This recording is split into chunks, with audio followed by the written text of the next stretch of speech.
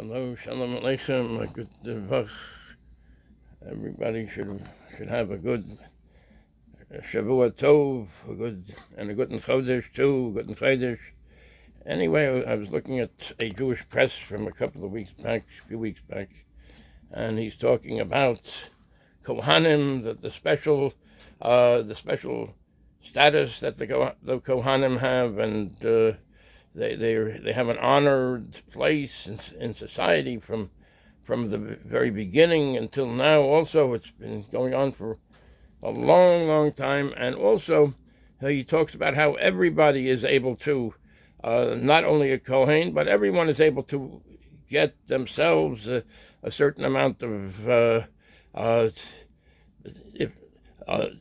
very self-worth, and they're valued. Even if they're not a Kohen, they learn Torah, they do mitzvos in the right way.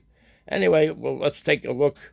This is by a Rabbi Tzvi Hersh, Weinreb. Let's take a look at it. So this is Parshat Amor, becoming a Kohen. In every group, there is one person who stands out as special. In childhood, it is often the kid with the greatest athletic prowess. Later in life, different attributes begin to qualify a person to become the group's star.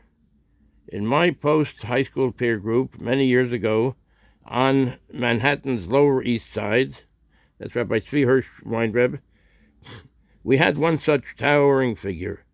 I use the word towering literally because he was well over 6 feet tall.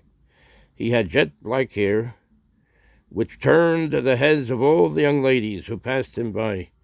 He also had an outstanding academic record and seemed to earn his grades effortlessly. As our group began to disperse, with each of us going off to different colleges and yeshivot, he announced that he was accepted into a very prestigious university across the country. He was so distinctive and distinguished that, although he was not born into the priestly tribe, we called him the Kohen. In this week's Torah portion, Emor, that's a few weeks back, we learn about the priests, or Kohanim, and their special role in the Jewish nation. This is somebody giving the blessing of the Kohen when he's blessing the Yidden, the Bnei Yisrael. This is certainly not the first time that we have encountered them in our Torah readings about the Kohanim. We already know that they stem from the tribe of Levi and descend from Aaron, brother of Moshe. We have learned that they were charged with the performance of the sacrificial rites and other temple practices. But this week, for the first time, we learn about the restrictions that are imposed upon them, especially with regard to their permission to come into contact with the dead. We also learn that the rest of us, not born into the Kohen's tribe, are required to sanctify them and to treat them differentially. And you must treat them as holy. It says that in the Torah, Leviticus 21:8. And you must treat them as holy. To be the first in every way, and to offer the first blessing at the meal. That they should be going to the Torah, they should be the first one to go up to the Torah to make the Berchas HaTorah, and the first blessing at the meal. Rashi, Ibid, over there. Ibid means over there in Leviticus 21:8. They are to receive the honor of being the first in many activities, especially in the ceremonies of leading Birkat HaMazon and being called to the Torah.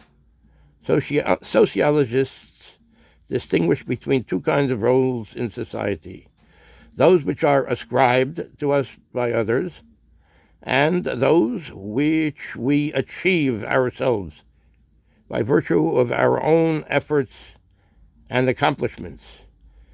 The Kohen's role is clearly an ascribed one.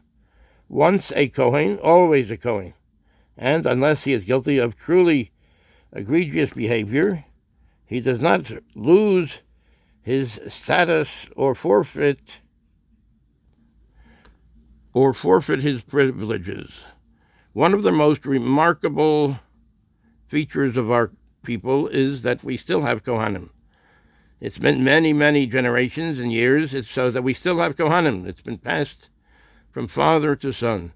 So proud were the Kohanim over all the generations that the Kohanic identity has been passed from father to son for millennia. Indeed, to confirm the validity of this verbal communication down the ages by, indeed, genetic evidence seems to confirm the validity of this verbal communication down the ages by isolating a Kohen gene. The quote, Kohen gene. But Judaism also recognizes other paths to privileged status that depend upon personal achievement and hard work, and are not ascribed at birth. These are statuses that must be earned and are not determined by one's genetic endowment. Indeed, the Talmud recognizes the quality, if not superiority, of the Talmud Chacham. The Talmud recognizes the equality, if not superiority, of the Talmud Chacham to the Kohen Gadol. Greater respect is shown for the person whose piety and erudition earned him his status than the one who gained the role of high priest by virtue of his genealogy. During recent times, we have been anticipating the coronation of a new king of